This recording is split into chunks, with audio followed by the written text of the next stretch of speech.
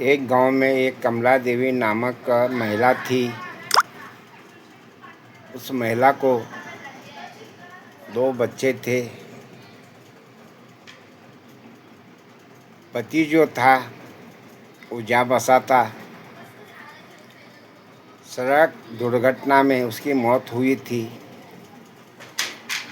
कमला देवी बड़ी मुसीबत में अपने बच्चों को पाल पोस कर बड़ा कर एक बड़े गांव के स्कूल में दाखिल की हुई थी। जब 10वीं की परीक्षा पास हुई तो कमला देवी को बहुत बड़ी दिक्कत आई। शहर भेजने के लिए, बच्चों को पढ़ाने के लिए उसके पास पैसे नहीं थे। इसी गांव के एक बड़े सेठ के पास चले गई और सेठ से विनती कर कहने लगी, सेठ जी, मेरे बच्चे काफ़ी होशियार है पढ़ने लिखने में। मैं शहर भेजना चाहती हूँ। काफ़ी वहाँ पढ़ लिख कर बड़े बन जाए। मुझे थोड़े बहुत पैसे चाहिए, मदद करो। इतना सुनते ही सेठ ने कहा, दोनों में बहुत होशियार कौन है? तो कहने लगी, दोनों के दोनों होशियार है। बड़े का नाम श्याम है, छोटे का नाम सुंदर है।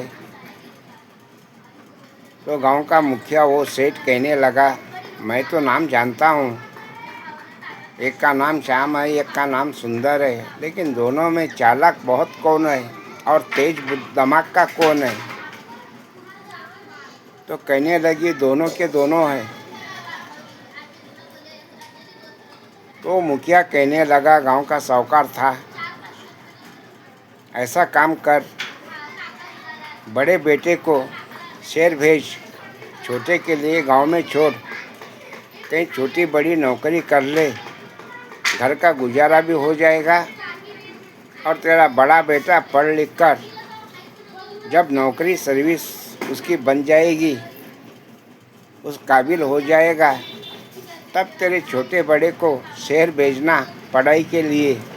तब तक उसको गांव में ही रहने दो। ये कहकर थोड़े बहुत पैसे उसने मदद किए। बुढ़िया बड़ी खुश हुई और पैसे लेकर वापस अपने घर आई।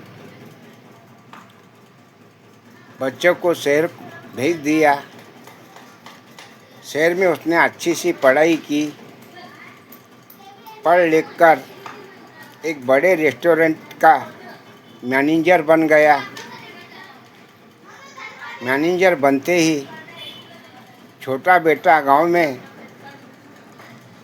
बावर्ची की नौकरी करते करते उनके घर में काम कर, इनके घर में काम कर, उनके घर में खाना बना, इनके घर में खाना बना, ऐसी इसकी परिस्थिति थी छोटे भाई की। और काम धंधे में, खाना बनाने में, पकवान बनाने में नंबर 1 हो गया। पकवान बनाने का हर तरीका उसको मालूम हो गया था। जब बड़े भाई को नौकरी फिक्स हुई तो अपने भाई और माँ को लेने शहर से गांव आया और कार में बिठाकर बड़े शहर को ले गया। शहर को ले जाने के बाद जो रेस्टोरेंट का मालिक था वो कहने लगा, अरे तूने तो तेरे परिवार को बुलाया है, मुझे नहीं बताएगा? तो श्याम कहने लगा, हाँ सेठ जी, क्यों नहीं बताऊंगा, आज ही देख लो। ये कहकर उसके घर पे आने की न्योता दिया उसने। तो सेठ जी बन सवर के निकल गया उसके घर। तो शाम को बड़ी चिंता हुई। टेबल तो सजाया था उसने, खाना बनाएगा कैसा?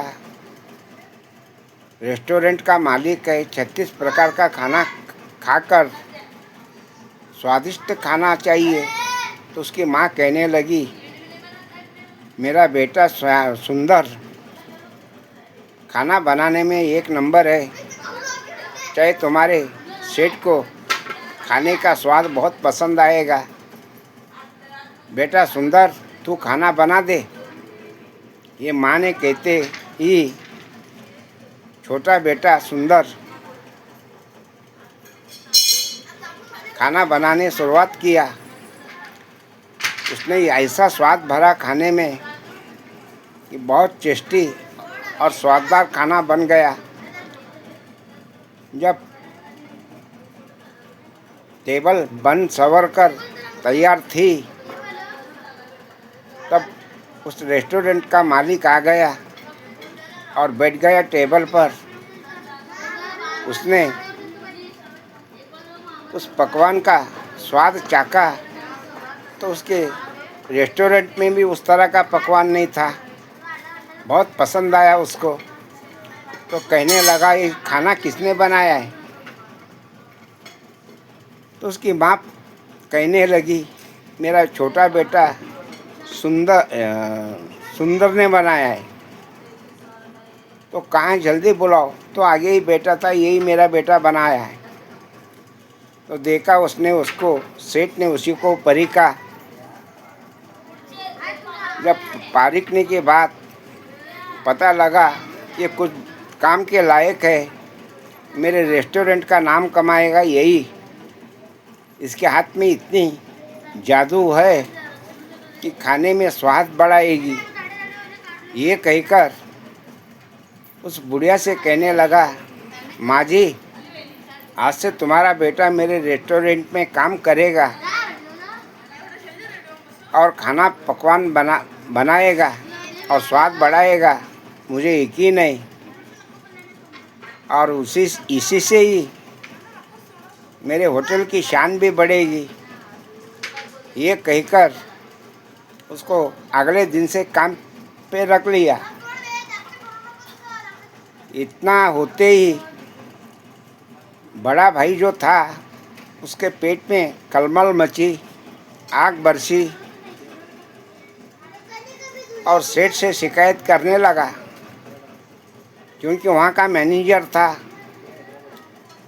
कहने लगा, वो बुद्धू है, पढ़ा लिखा नहीं है, कहीं ऐसा ना हो रेस्टोरेंट का स्वाद बदल कर रेस्टोरेंट की मजाक बन जाए। रेस्टोरेंट में आए हुए तमाम कस्टमर को खाना ना पसंद आने की वजह से रेस्टोरेंट का नाम खराब हो जाए। ऐसी शिकायत करने पर वो समझ गया इसके मन में खोट है। उसने तुरंत ठीक है कहा।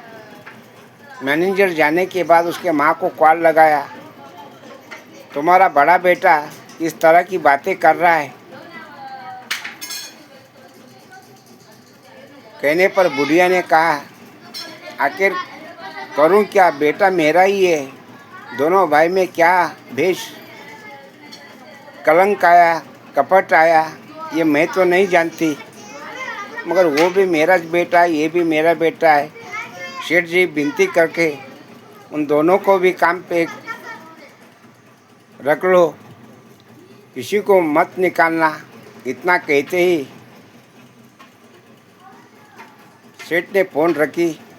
फिर उन माँ बेटे को अपने रेस्टोरेंट बुलाया और बेटे श्याम को भी बुलाया, सेपरेट रूम में ले गया और कहने लगा, श्याम, तू कहेगा तेरे माँ के सामने सारी बात या मैं कह दूँ? इतनी बात कहने पर बड़ा बेटा जो था मैनेजर, उसका नाम श्याम था, कहने लगा, सेठ जी मेरे से भूल हुई। मेरे भाई को भाई होते हुए भी मैंने उसके ऊपर छल और कपट किया, ताकि मेरे से ज़्यादा तनख्वाह इसकी ना मिले। अगर तनख्वाह मिले तो इसका नाम बढ़ेगा, और ये पलना है तो मेरे टुकड़े पे पलना। ये सोच समझ के मैं इसको नीचा दिखाने की कोशिश में आपके सामने बात की, मुझे माफ़ करो। कहने पर जब रेस्टोरेंट में उसने खाना पकाया छोटे बेटे सुंदर ने, तो रेस्टोरेंट का नाम बहुत दूर दूर तक फैला। स्वादिष्ट खाना मिलने लगा और उसकी पगार बहुत मैनेजर से भी बढ़कर मिलने लगी। ऐसी कहानी है मेरे दोस्तों। जब भाई को पता चला, भाई के सामने यानी छोटे भाई के सामने बड़े भाई को नौकरी से निकालने की बात सेठ ने कही, तो छोटा भाई हाथ जोड़कर कहने लगा, सेठ जी माफ़ी चाहता हूँ, मेरे बड़े भाई को नौकरी से मत निकालो। जो कुछ भूल की है उसने मेरे लिए की है, आपके लिए नहीं। कितना वो मेरा भाई है, नौकरी से मत निकालो। ये कहकर उसने हाथ जोड़े। तब सेठ कहने लगा, देखा इसको कहते हैं इंसानियत।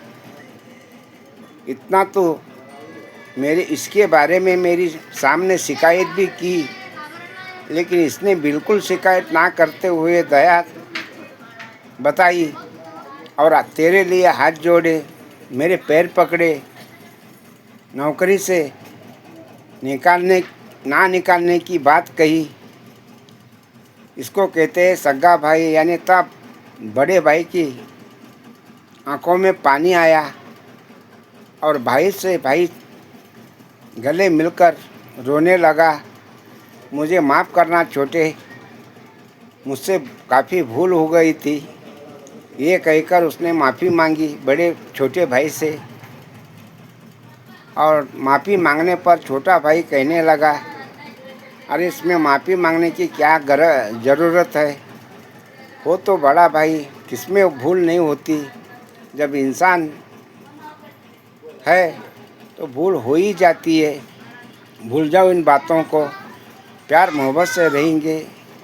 ये कहकर अपना रोजी रोज़गार करने लगा, पगार मिलने लगी, उसका भी नाम रोशन होने लगा, दूर दूर तक नाम फैला गया।